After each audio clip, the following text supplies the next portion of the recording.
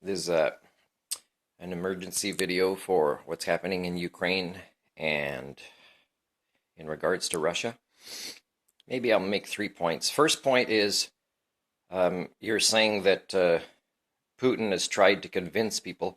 He's already convinced, and he needs people around him that are also the shakers, the movers in his government to support this. They believe that it's in self-defense because there's been a few little shifts in the world, in the last decades where they are a little bit weaker because of it. As if life was a Monopoly war game when it is not. But he still wants to live that life. He's from that life. So not everybody is going to believe this, that this is what life is about, collaboration is about. This is not what our brains as a species have evolved to partake in. So he hasn't convinced a lot of people that this is it. This is what life is about. It is not. Another thing I want to say is that, you guys are still not talking about the right things.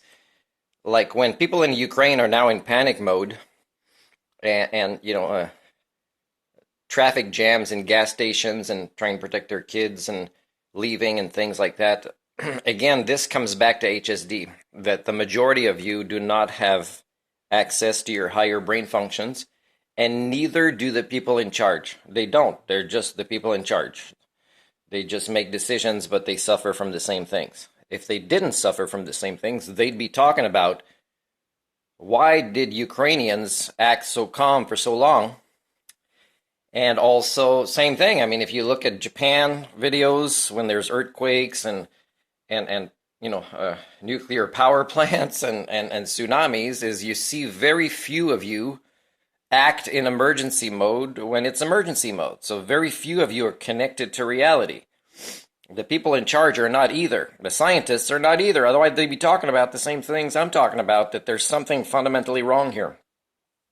Yes, weeks ago, the people in charge should, if not having something wrong up here, should have collectively gathered together and prevented this from escalating at a point where, there's going to be more casualties.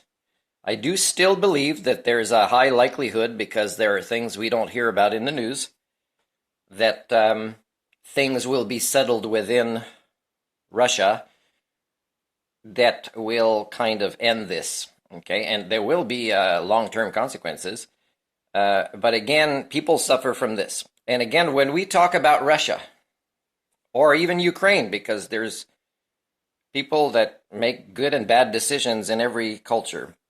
Remember, we're talking about mostly their governments, the elites in charge politically, financially. So remember this when we want to make judgments. Try to evaluate people individually.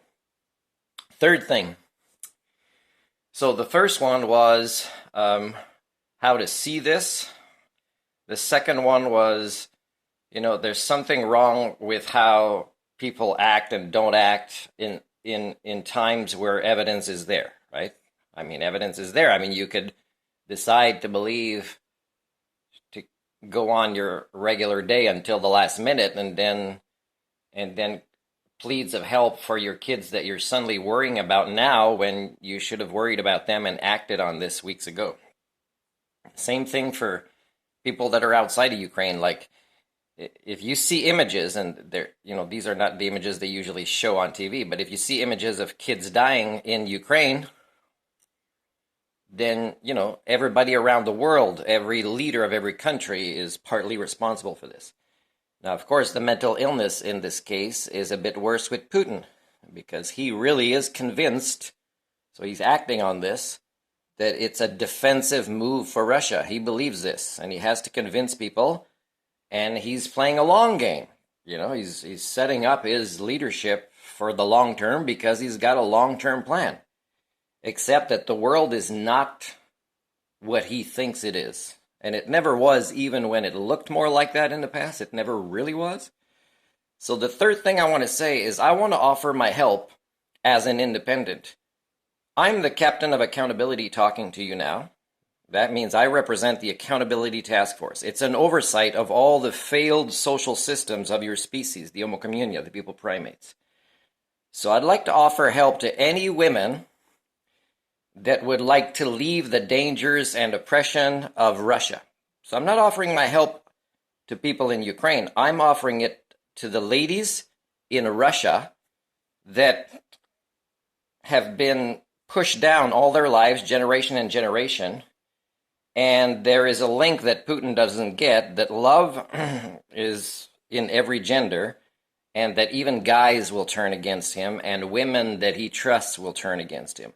So if there's any women that may or may not be current or ex-girlfriends of Kremlin people or Putin, yes, contact me directly, and you can get some support to come here. But I don't represent Canada, and I might not even be here when you make contact with me. I'm an independent. I'm the man from Earth. I'm not that proud of Canada, although I know it's not the worst in the world. I evaluate all of you by human standards. So if there's any women out there in Russia that have had enough, whether they are connected to high-level people or not, is I'm offering my help to you to connect for long-term life partnerships or friendships, where I will empower you and make you feel heard and cherished and supported in your dreams. That's what I'm offering, because the captain of accountability is also the doctor of humanics.